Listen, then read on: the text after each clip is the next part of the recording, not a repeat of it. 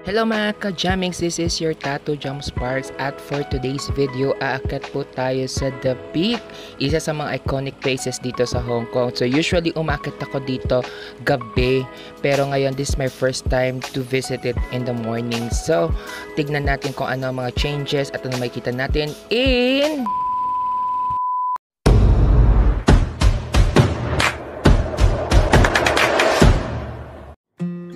Finally, nandito tayo sa The Peak. So, ito makikita nyo sa bungad ang kanilang mga malls. Andito na rin yung mga ibang restaurants. Marami-rami na rin sila. Marami ka na rin makikita activity.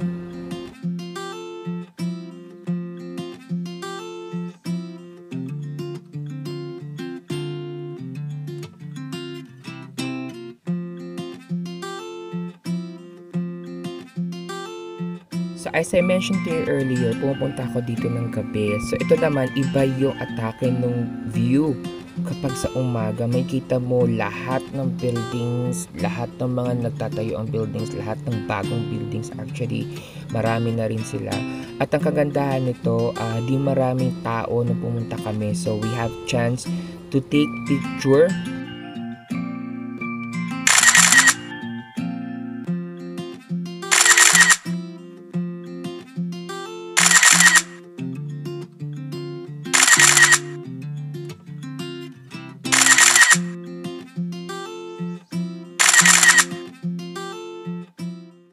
Ayan, isa sa mga sightseeing nakita ko, yung mga baby boy na ganito, o baby, isang pupunta.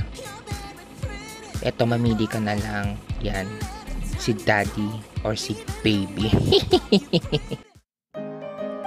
Sa mga ka-Jammies, nandito rin pala sa The Peak ang Madame Tussauds Museum. So ayan, nagpa-picture yung mga chikiting sa isang wax figure. I think local artist yan. Andito rin si Benedict Cumberbatch. Kung gusto nyo magpa-picture, ayan. So, papakita sa inyo mga picture ko sa kanya. Ayan. Meron pang isa. At ito pa, di ba, ang landi. At doon natapos ang ating tour sa The Peak. So nakita natin may Madame Tussauds, meron yung view ng buong skyscraper at ng Victoria Harbour sa The Peak. So ngayon naman, pabalik na kami ng Central, doon sa mga buildings na nakita ninyo. So isa sa mga napansin ko dito ang dami ng Tesla cars from my trip going up and going down.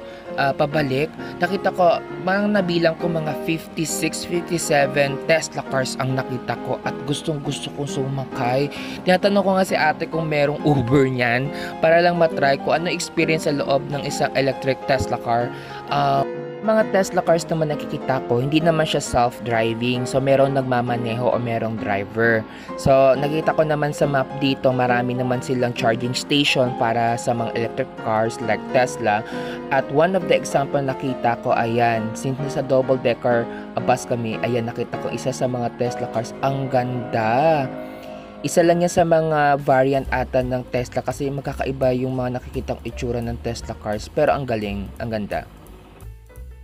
Alright, so ayan, nakarating na tayo sa Central. So naglakad kami papunta dito sa Harbour sa Hong Kong. So papakita ko sa inyo mamaya kung ano ba yung next attraction na pupuntahan namin dito sa Hong Kong. So napakainit ng araw na yan, naglapot talaga kami. Pero go lang for the vacation escapade for this month of August. Ayan, ito na yung next stop namin, ang Ferris Wheel AIA. This is my second time na sasakay dito. At nakita nyo naman ang daming tao. Kasi may kasama ko.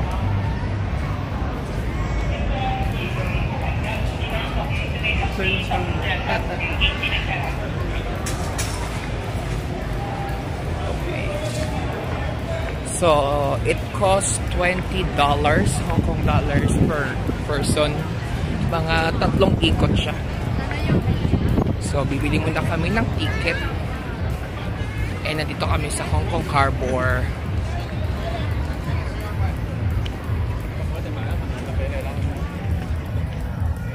On that day as well, merong isang major event na nangyayari. Malapit lang din doon sa Ferris wheel. Ayan, nakikita nyo, isang SummerSlam wet party. So, kailangan meron kang extra damit para dyan.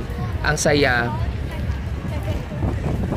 So ayan nga yung price ng tickets in Hong Kong dollars. So pagkatapos kong kumuha ng ticket, ayan pumili na kami kagad kasi ang daming tao.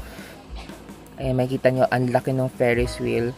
So mabilis naman yung turn around nung pagsakay. Di naman siya nakakainip kahit mahaba yung pila. Finally, ayan, meron na kaming designated car na sasakyan namin. Hintay lang namin lumabas yung nasa loob. Lalabas lang sa kabilang way for exit. So, ayan, excited na mga bagets. Lalo na si Master Jerry kasi maraming beses na yan siya nakasakay dito. So, to first time ng dalawang pamangkin kong babae. So, kiniklear lang ni Cutie Kuya yung car. Ayan, pinapasok na rin kami. So, aside from us, meron pa kaming dalawang kasama passenger din sa loob ng car.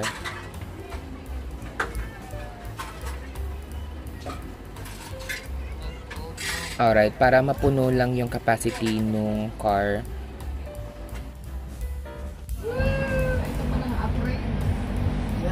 Afraid. Tayo sa taas. Ate, take picture. Ayun na party. Ayun yung party. So yung pinakita kong video kanina, yung SummerSlam wet party. So makita nyo ang daming tao. So meron diyang lockers na binibigay para ilagay yung mga gamit nyo pamalit o yung mga important nyong things. So may DJ dyan, nagpapatutog siya ng mga music, dance music. At ayun nakita nyo, binabasa na sila isa-isa. Alright, so dito naman, medyo halfway na kami sa taas. So makita nyo yung full view ng mga skyscrapers, pati yung harbor, yung mga buildings.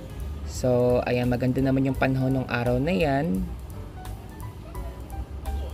At nakita nyo, meron kaming dalawang kasama yan. Isang babae, isang lalaki na taga rito sa Hong Kong. Ayan yung mga tao sa kabilang car. Dito naman makita ninyo yung harbor. So yung dalawang blue na nakikita nyo na atip, yan yung mga ports para makatawid ka dun sa kabila. So, mamaya sasakay din kami dyan. Kita. Pag gabi kasi wala ka naman. Maganda lang ilaw.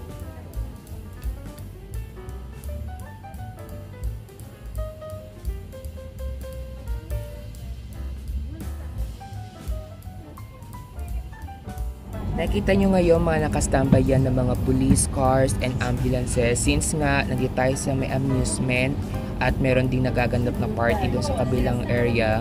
So just in case may emergency na makakapag-respond sila. And napakaganda ng view. Ito na yung pababa at ayan si Master Jeric enjoy yung view. Akala mo naman first time niyang sumakay dito. Pero na-enjoy naman din namin kasi nga kitang-kita lahat ng Okay, so na-enjoy nga namin ang pagsakay sa AIA Observatory Wheel. So ngayon naman ay sumasakay kami sa Jetty Port. Papunta po yan sa kabilang area dahil meron kaming aabangan na isang event mamayang gabi at ipapakita ko yan sa next vlog ko. And once again, my name is John Sparks. Kita-kita pa tayo next week. Bye!